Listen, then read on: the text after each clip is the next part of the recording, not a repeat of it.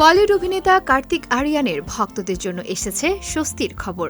Shooting সেটে action দৃশ্যের shooting করতে গিয়ে হাঁটুতে গুরুতর চোট পাওয়ার পর সফলভাবে অস্ত্রোপচার সম্পন্ন হয়েছে তার। বর্তমানে চিকিৎসকের পরামর্শ অনুযায়ী বাড়িতে বিশ্রামে রয়েছেন অভিনেতা। পুরোপুরি সুস্থ না হওয়া পর্যন্ত আপাতত শুটিং থেকে বিরত থাকছেন তিনি। সম্প্রতি পরিচালক কবির খানের নতুন সিনেমার অ্যাকশন দৃশ্যের শুটিংয়ের সময় আহত হন কার্তিক। শারীরিকভাবে কঠিন এই চরিত্রের জন্য দীর্ঘদিন ধরে কঠোর প্রশিক্ষণ নিচ্ছিলেন তিনি। তবে শুটিংয়ের সময় আচমকাই হাঁটুতে চোট পান। পরে চিকিৎসকের পরামর্শে তার অস্ত্রোপচার করা হয়। কার্তিকের মুখপাত্র জানিয়েছেন অস্ত্রোপচার সফল হয়েছে এবং বর্তমানে সুস্থতার দিকে নজর দিচ্ছেন অভিনেতা।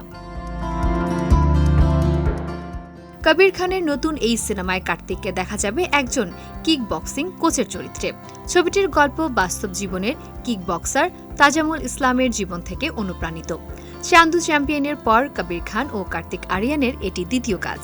চরিত্রটির জন্য দীর্ঘ সময় ধরে কঠোর শারীরিক প্রস্তুতিও নিয়েছেন এই অভিনেতা।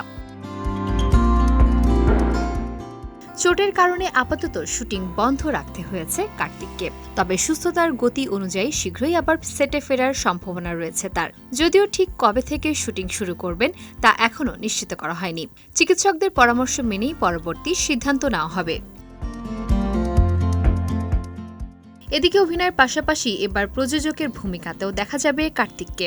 নিজের প্রযোজনা সংস্থা ডোপামিন স্টুডিওসের ব্যানারে এই সিনেমার মাধ্যমে প্রযোজক হিসেবে নতুন অধ্যায় শুরু করছেন কার্তিক। ফলে সিনেমাটি তার ক্যারিয়ারে একই সঙ্গে অভিনয় ও প্রযোজনার নতুন যাত্রা হয়ে উঠতে যাচ্ছে।